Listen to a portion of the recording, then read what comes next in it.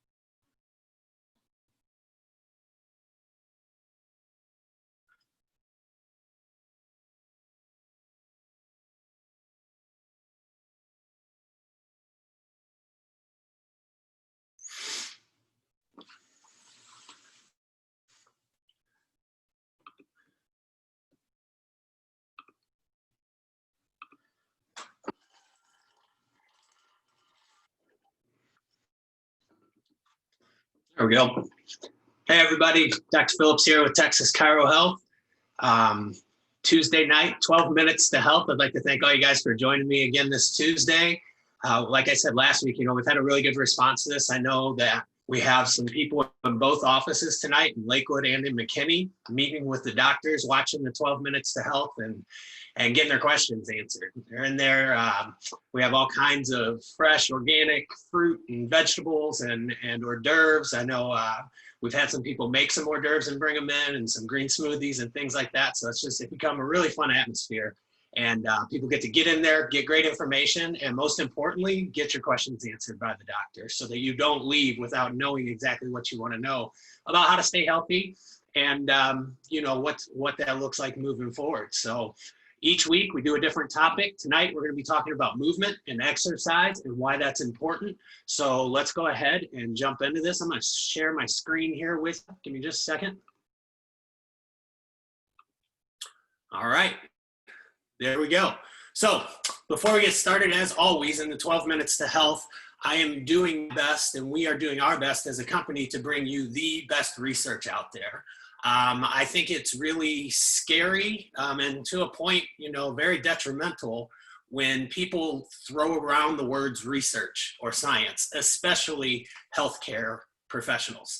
If you're going to use the word research, make sure that you're there and ready to back it up with solid research. And that's what we do every single week for you guys. That way you get to leave with a sense of knowing what it is that it takes to be healthy, not according to me or another doctor in the clinic or a movement director or whatever it may be, but according to science and research. So those are two words that we don't throw around lightly so that we can give you an unbiased evidence-based opinion, or not opinion, fact, each and every night. We do have opinions and we can discuss those, but on the 12 minutes to health, it's all about the facts and what the research said. So let's jump into it here. Tonight's research article is actually a review of literature, and it's a review. It was 30 some pages long, and I think the last 5 were just that they reviewed. So, there's hundreds of articles included into this review of the research study. So it was done by Booth et al. It's called Waging War on Physical Inactivity, Using Modern Molecular Ammunition Against an Ancient Enemy. So basically it gets into how does motion affect chronic disease that we see in the United States. Chronic disease is rampant in the United States. You'll see later that 60% of adults have a chronic disease and 40% have 2 or more. It's crazy, and movement and exercise, like we're going to talk about tonight, is a big part of that. We are always preaching to you guys to eat well, move well, and think well, right? If you are not sufficient in movement, you don't get enough movement, then you're deficient in movement and you will be sick. You cannot remain healthy and reach homeostasis if you are not moving enough and being sufficient. Just like if you're not sufficient in your essential nutrients like vitamin D, like omega-3, probiotics, talk to you guys all the time. All of the minerals and vitamins that we need. If we're not sufficient, then we're deficient and we'll be sick. Same thing with positive thought, social interaction. We have to create sufficiency in all 3 areas of eating well, moving well, and thinking well. So some stuff that the research says about moving well and physical exercise. So one of the first quotes that I took out of the article, which I thought was great, is physical inactivity directly interacts with gene promoters and signaling complexes to produce pathophysiological states. All right, so what's that mean? That means as we lay around, as we don't get sufficient in movement, we are doing our genetic makeup, our DNA, a disservice. Because as we evolved and our DNA was coming about, taking all the way back to the Paleolithic era as we're moving into the grasslands and things like that, our DNA was evolving with our bodies and the bacteria that we carried and everything else that we always talk about with you guys. And because of that, and being the time that it was, we moved all the time. We had to. It was our only way to get around. We didn't have cars, couches, chairs, TVs, right? We had to constantly be moving to survive, to find food, to escape danger, whatever it may be. So our genes have certain markers on them that are kicked on by exercise and by physical activity. So what we need to understand is that our genes, our genetic makeup does not work correctly without enough motion and movement in our life, right? So laying around isn't helping us. We need to get out and start moving. And every study that I'm going to talk to you about tonight talks about moderate exercise. And what moderate exercise is going to mean when you hear that is about 30 minutes of walking at a brisk pace 5 to 7 days a week. Okay, it's 30 minutes of walking. That's it. You're getting close to 2 miles. That's kind of the average that you'll get in there. But there is no medicine. There is no pill.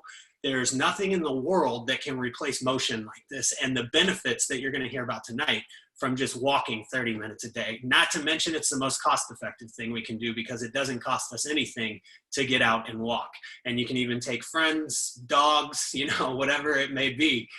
Keep it interesting for yourself, but get out and get moving. The first part of the study, they looked at type 2 diabetes, and they looked at it a lot because type 2 diabetes is not a genetic thing.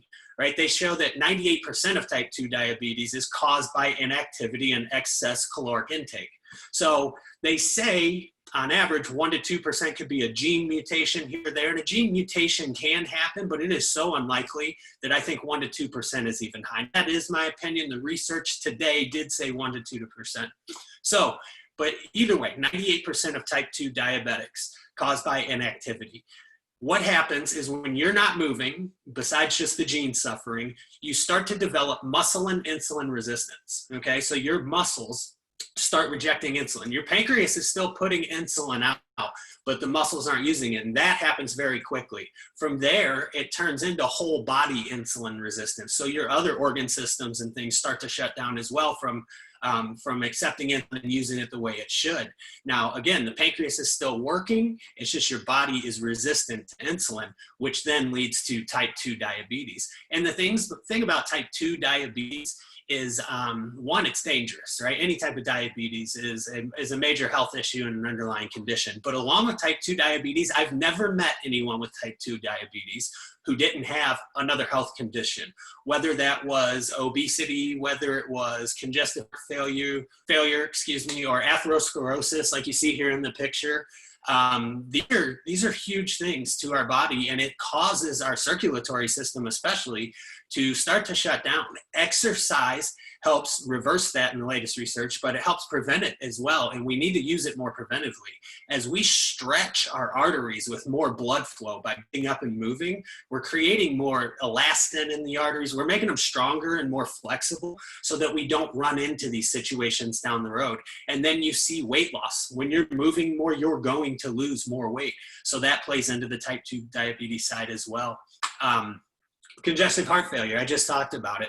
What the article had to say about it this week was that moderate to severe congestive heart failure, the all-cause mortality when they studied this went down 63%, and hospital readmissions went down 71% when they put these people on a moderate exercise program. All right, so that means they took people with moderate to severe congestive failure. They already have this. It's been going on and it's in place. They put them on an exercise regimen, of just walking, the moderate exercise like I was talking about, and they saw 63% mortality rate drop. That's gigantic for people with congestive heart failure. And then 71% drop in hospital readmission. So they didn't have to go back to the hospital. So that's a big thing for congestive heart failure. And it's a big thing for all of our circulatory systems to understand that we can prevent this stuff from coming on as well, as long as we're sufficient in movement and moving towards homeostasis by eating, moving, and thinking well. So here's some facts. There's, like I said, it was 30 pages. So I just want to lay down some facts quick for you, keep it within 12 minutes. But some of the facts were 22 publications in this article reported that regular exercise reduced the risk of stroke in men and in women. That happened 22 times, all right? In 23 studies that they did, they showed an increased risk in breast cancer for women who were physically inactive. So that's all they looked at, was the physical side of it. By not moving enough, by not becoming sufficient in movement, your risk of breast cancer increases. They did this study where they had people walk, and they showed that walking less than 20 minutes a week, right, which isn't very much, less than 20 minutes for the week, was associated with 2 times the risk of pancreatic cancer. We compared it to walking greater than 4 hours a week. All right, and they'd used 164,000 people. It was men and women in that study that they did, but twice the incidence of pancreatic cancer, twice the risk, because they just didn't walk more than 4 hours. They walked less than 20 minutes. Now that's a broad range. And if you look at the rest of the research and this article, it says that 5 to 7 days of moderate exercise, right? 30 minutes walking at a brisk pace, 5 to 7 days. So that's a big stat as well. Sedentary men and women had a 56 and 72% respectively higher incidence of melanomas than those getting moderate exercise. And guys, when you look at this, by not moving, like I said earlier, we're regulating our genetics and we are upregulating disease. And we just need to get moving more. So it's a big thing. The walking is huge. This is a virus. Some of you have seen this picture here recently, right? So I wanted to see what is it also doing to the immune system, and does it apply to the COVID that we're in right now? And it turns out that it does. It applies to all viruses, is what the article said. Physical inactivity increases susceptibility to viral infection compared with moderate levels of physical activity. And natural immunity is enhanced during moderate exercise. So again, if we can just get out and walk 30 minutes a day, 5 to 7 days a week at a brisk pace, right? And I said a lot hoping that it'll stick for you to get out there and walk 30 minutes a day. So in summary, what we find is that our genes, our DNA, our genetic makeup is absolutely dependent on the fact that we are moving and getting moderate exercise each week. Okay, so it's huge for our DNA. Chronic disease in America is due to a lack of movement. Like I said, 60% of the adults in the United States have a chronic disease. 40% have 2 or more. We've got to get moving again, right? 5 to 7 days a week, 30 minutes. And this is all it is a brisk walk. You can ride a bike. People ask me all the time, can I do something in the pool? Can I swim? It's easier on my joints. Biking hurts, walking hurts.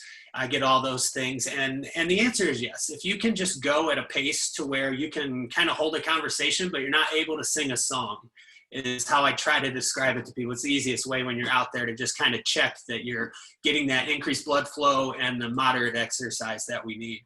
But it's not terribly hard. For those of you that may be struggling with it a little bit, right? You're having extra pain. It's the catch-22, right? I'm in pain, so I don't move enough, and I don't move enough, therefore I'm in pain.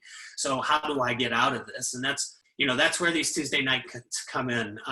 And as always, we offer you a chance to come into the office. We do the $39 donation all the time, but in order to figure out why you're in pain, we have to check you out. We got to see what's going on. We'll do x-rays, spinal health assessments, exams, consultation, all the stuff that we need to do, we'll do for you guys. And as always, we support the community and the charities that we work with. So we're still working with Big Brothers Big Sisters until the middle of August.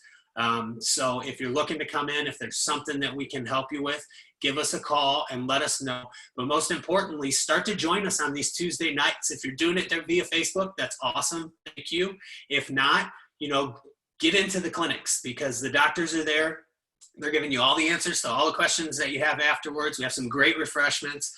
There's more and more people joining, so you get that sense of community and the social interaction. You can find a walking partner while you're there. So come on in, share this with about one person if you can. Anybody you think this might be able to help, share it, like it. I really appreciate you guys joining me for this 12 minutes every Tuesday. I'm going to go take a walk. I suggest you guys do the same. I'll talk to you soon. Thanks, guys.